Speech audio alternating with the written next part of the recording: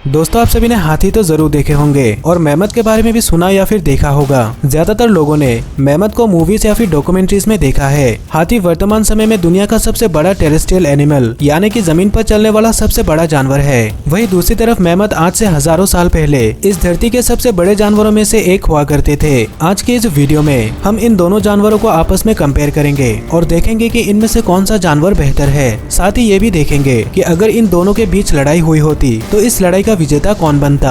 इसलिए इस वीडियो को अंत तक जरूर देखें। और वही अगर आप इस चैनल पर नए हैं तो प्लीज इस चैनल को सब्सक्राइब करें और साथ ही बेल आइकन को भी प्रेस करें। तो चलिए चलते हैं आज के वीडियो की तरफ। जैसा कि आप सभी जानते हैं कि अफ्रीकन बुश एलिफेंट हाथियों की सबसे बड़ी प्रजाति है, इसलिए इस वीडियो में अफ्रीकन बुश एलिफेंट को मेमत के साथ कंपेयर करेंगे। एक अफ्रीकन हाथी का स्किन का कलर ग्रे होता है और इसके ऊपर छोटे छोटे लेकिन बहुत ही कम संख्या में बाल होते हैं। इनके दो बड़े बड़े कान इनके दोनों कंधों को पूरी तरह से ढक लेते हैं। इनके कान करीब 2 मीटर बाय 1.5 मीटर तक बड़े हो सकते हैं। इनके ये कान इनके शरीर के तापमान को बढ़ने से रोकती है। अफ्रीकन बुश एलिफेंट दुनिया के सबसे बड़े और वजनी टेरेस्ट्रियल एनिमल है। आमतौर पर एक नर अफ्रीकन हाथी करीब 3.2 मीटर ऊंचा हो सकता है और वजन 6 टन तक होती है। लेकिन अब तक का रिकॉर्ड किया गया सबसे बड़ा अफ्रीकन हाथी 4 मीटर ऊंचा था और इसका वजन 10 टन से भी ज्यादा था। हाथी अपने सूंड की मदद से अपने शरीर के वजन का 3% वजन उठा सकता है। इसका मतलब यह है कि अगर एक हाथी का वजन 10 टन यानी कि 10,000 किलो है तो वो अपनी सूंड की मदद से 300 किलो वजन बड़ी ही आसानी से उठा सकता है। अब बात करते हैं मेमत के बारे में। मेमत हमारे धरती पर रहने वाले सबसे बड़े जीवों में से एक हुआ करते थे। ये करीब 5 मिलियन साल पहले से इस धरती पर रहा करते थे।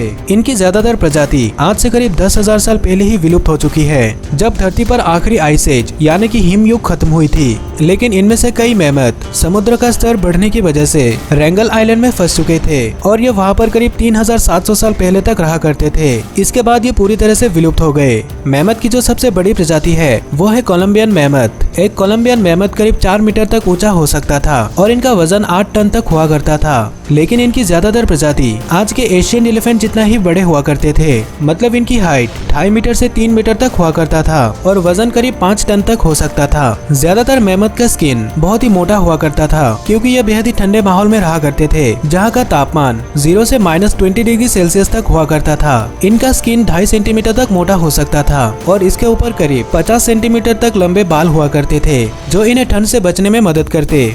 अब बात करते हैं हाथी और मेमत के फिजिकल डिफरेंसेस के बारे में। जैसा कि आप फोटोज में देख सकते हैं कि अफ्रीकन हाथी के कान मेमत के कान से काफी बड़े हुआ करते हैं। जहां हाथी के स्किन पर नाक के बराबर बाल होते हैं, वहीं मेमत के स्किन पर बहुत ही ज्यादा बाल हुआ करते थे। लेकिन इन दोनों में जो सबसे बड़ा डिफरेंस है वो है इनके दांत। मेमत के दांत साइज में काफी बड़े हुआ करते थे और यह हाथी के दांतों के मुकाबले ज्यादा घुमावदार हुआ करते थे। एक कोलंबियन मेमत के दांत 16 फीट तक लंबे हो सकते थे, वहीं एक अफ्रीकन हाथी के दांत 11 फीट तक लंबे हो सकते हैं।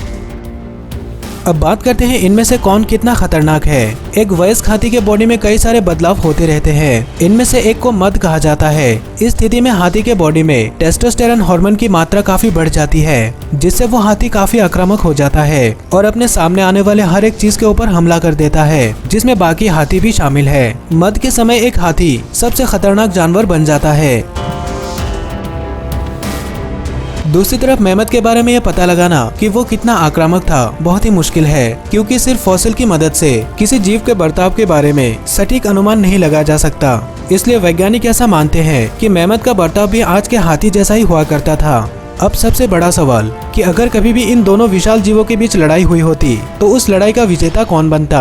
अगर हम साइज की बात करें तो इस मामले में स्टीप मेमत और कोलंबियन मेमत अफ्रीकन हाथी से भी बड़े हुआ करते थे। साथ ही इनके दांत भी काफी लंबे थे। इसलिए अगर कभी भी स्टीप मेमत या फिर कोलंबियन मेमत के साथ अफ्रीकन हाथी की लड़ाई हुई होती तो उस लड़ाई में मेमत की ही जीत होती। लेकिन दूसरी तरफ वूली मेमत साइज में अफ्रीकन हाथी से भी छोटे हुआ करते थे, इसलिए यहाँ पर अफ्रीकन हाथी की ही जीत होती। लेकिन ये लड़ाई पूरी तरह से सिर्फ इनके साइज और ताकत पर ही निर्भर नहीं करती, बल्कि ये लड़ाई किस जगह पर हो रही है उस बात पर भी निर्भर करती। क्योंकि अगर उस जगह का तापमान बहुत ही ज्यादा होता तो इससे अफ्रीकन हाथी को फायदा पहुंचता, लेकिन वही अगर तापमान कम होता तो मेमत को फायदा पहुंचता।